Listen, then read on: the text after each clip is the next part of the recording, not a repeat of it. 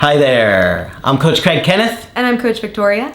And today we're going to be talking about my ex takes forever to respond. This is the worst. You will be tested in so many ways when you're in this situation. Mm-hmm. When you're going through a breakup, and even if you're dating somebody and they take a long time to respond, it really hits us deep in our core. And if you've got attachment trauma, it is really going to impact you. It's going to make you get anxious. You're going to double text. You're going to come on too strong. You're going to lose emotional self-control. And it's going to kill attraction. Yeah, and your brain is going to think of all of the reasons why, and you're going to go one by every possible mistake that you possibly could have made, and just mentally torture yourself while you're waiting desperately for a response. Yeah, depending upon how secure or safe you're feeling about the connection. When you're feeling a little bit better about it, you're not going to stress when they take a little bit longer. Right. But maybe if you're fighting or arguing or you're in a breakup and you're not sure if you're ever going to talk. Or if they have been distancing. The anxiety continues to get worse and worse, more intense. And the more intense it gets, the more overwhelming it's going to get. The more you're going to find yourself doing things like checking your phone to see if they message back. Checking their social media to see if they've logged on, to see if they've posted. Yeah. You're going to log into the messenger to see if they've been logging in and out of the messenger, if they've been looking at their phone inactive at all. All that's going to make you crazy. Yeah. And tying it back to attachment wounds, if there has been an abandonment wound in your life, you might be thinking this person has either left. And if you have experienced a loss, like a death recently, especially, your brain might go, something happened to them, their life is in danger. So sometimes our brains can play tricks on us when we are very anxious and we haven't heard back from someone we care about. Yeah. So we're going to talk about that today. And of course, every situation is different and every breakup is different. So always keep that in mind in these general videos.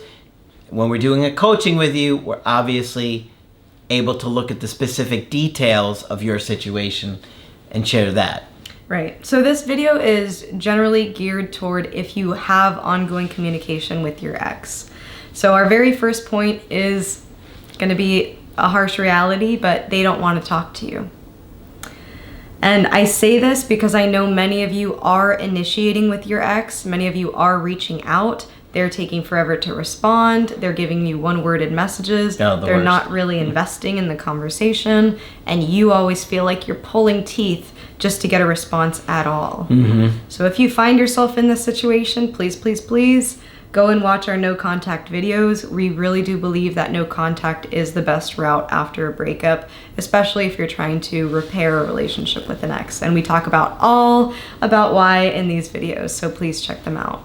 So number one, they might not be interested in talking. They have just made a very big decision to end the relationship. They are trying to get space from you at this time, to regain their sense of independence, to be their own person, and they might not be interested in continuing a conversation. So I know our brains will say, well, does that mean that they care about me? How could they not want to talk to me when they know I'm going through so much pain?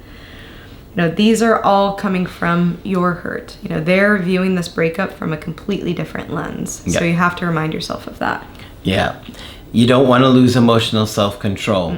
It takes a lot of patience and sitting with a lot of difficult feelings, but it's the most confident thing that you can do. And so you got to do it. Adding to the first point, they might not want to talk to you. And always remember, that's how they're feeling right now. It could change.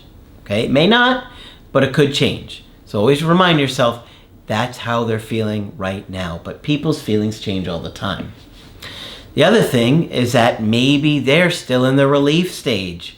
They're not really feeling that anxiety like you are because they're not feeling that loss of control, right? If they ended it, a lot of times they feel like they have the decision in their hand. They can get you back. They know they can get you back. And so when they know that, there's not a lot of anxiety. I mean, what's to be afraid of? If you're wanting to go buy something from the store and they have 500 of it in stock, you're not going to really be stressed about it. If there's only 2 left, you're going to be getting to the store as quick as you can. So my point is that when they know you're available, like 500 in stock, there's nothing really to be stressed about. This is part of the reason why we say don't reach out. But if they're in that relief stage where they've ended it, they feel good about it, they feel calm about it, they're not going to be as anxious to reply and feel like they have to rush to reconnect with you. Right, and I was going to say it's very important to understand the stages of a breakup. We have another video that goes more in depth on this, so please search for that one. But the most important stage for you to understand at this moment is the relief stage, separation elation. That's right. And they likely won't always stay there, but that's just how they're feeling, relieved. And so their headspace and their anxiety level is very different than yours. They aren't preoccupied with replying right away. They're like, I'll get to it later, or when I feel like it. I don't want to talk to him. We just talked. What are we going to talk about? We're not getting back together, so what are we going to talk about right now anyway? You see how, so depending upon where they're at and seeing the breakup, the story that they're telling themselves is going to have a big impact on how quickly they reply to you. Exactly, and you have to separate their current behavior and even their current words from the entirety of the relationship. A lot of times we hear our ex, they don't want to talk to us, they don't really seem interested, and we think they never loved us, they never cared. You have to separate those things. Someone in the moment can be feeling like they need space. That doesn't mean that they never cared. That's true. That's so true. The other thing I want to point out is there may have been a reason to the breakup that was external. There's something else going on in their life that they needed to tend to, hence they ended the relationship. Because for whatever reason, they thought they needed to deal with this thing on their own. So we talk about this all the time. We don't live in a bubble. People have other things going on in life, other things that they have to deal with, and sometimes relationships don't take number one priority. So that might be what's going on currently.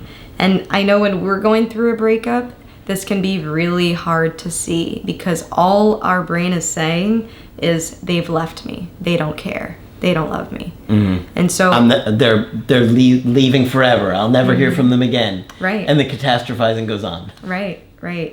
And so we need to be able to separate from ourselves a little bit to understand they might have other things going on in life that is preventing them from responding to you right away or being available 24/7.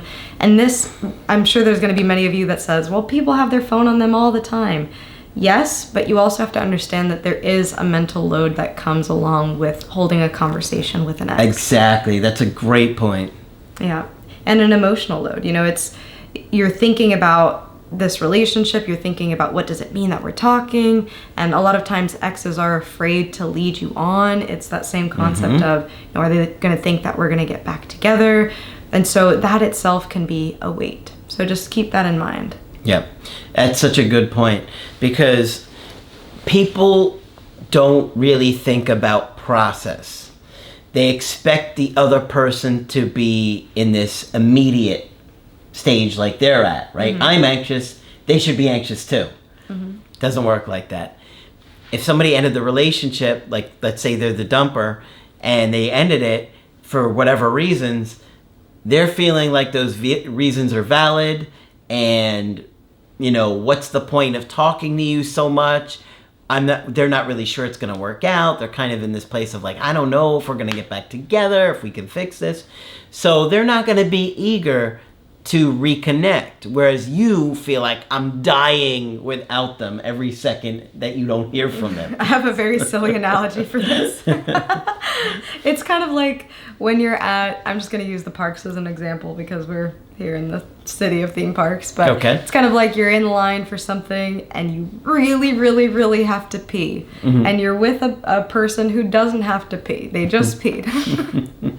And so your level of urgency, because you are feeling that need, you are about to burst, is going to be very different than your friends need to find you a bathroom. Normally they're like, oh yeah, well, there's one like way up there, and you're just thinking, oh God, I'm about to blow. It's true though. The anxiety level, even when I have to go to the bathroom, like it gets really bad. And so that's what it's like. This other person is not going to be nearly as concerned because they're not experiencing what you're experiencing. You are firsthand, viscerally experiencing this separation and the grief that comes from this separation. And that's something that they can't connect with at this moment, especially if they are the ones that made the decision to end things. So I know it's a silly analogy, but it's just to get you to understand perspective. Yes. Yeah. And how much it really does impact us. Yeah. Another big thing, can't avoid this, is that they're avoidant. Can't avoid that they're avoidant. This is true. People that are more avoidant can put things off longer. Connection. They don't need it as immediate. They don't need it as intense. They likely grew up in a home where connection didn't feel so good. They were yelled at. They were mistreated. They were abused. They were neglected. They can't trust people. So why be eager for that again? Right? And a lot of that isn't even about you or you mistreating them. It's the trauma of having it happen to them. So they are naturally going to be a lot more reluctant, to dip their toe in the pool and reach out and connect with you. So they're able to kind of mentally push things off for a while and sweep it under the rug longer while not feeling that as much intense anxiety, especially if they know you want them back. Now, if they don't think you want them back, they're going to be a lot more likely to have that anxiety and reach out faster. But especially if they know you want them, you've been trying to change your mind, you've been reaching out, you've been doing handwritten letters and clean slate messages and good reminder texts and whatever else you've been trying, they know you still want them. Mm-hmm. Right? And this goes back to talking about this conversation being an emotional load. And so if we're talking about someone who doesn't handle negative feelings well, it is going to be, a lot for them to be able to respond and have this ongoing conversation with you where they are constantly reminded of this attachment and this decision to end it. And so keep that in mind. This all goes back to our reasons for really thinking that no contact is the way to go. So if you find yourself in this type of a situation where you do have ongoing contact with an ex, but they take a long time to reply, they're not really giving you much back, there are a couple things that you can do. We don't want you to be readily available to them either. That's right. It goes right. back to the 500 in stock. You don't want to be replying to them immediately, letting them know that you are there for any need they might have or they're at their whim. No, you also need to be able to focus on yourself, as cheesy as it sounds, focusing back on yourself and putting that attention on yourself, on the things that you're doing and making sure that you're filling up your agenda with things that will help you heal. Connecting with your social support, doing a creative healing course, learning more about attachment theory, reflecting on your childhood. Getting a therapist. Yes. Yeah, all these things.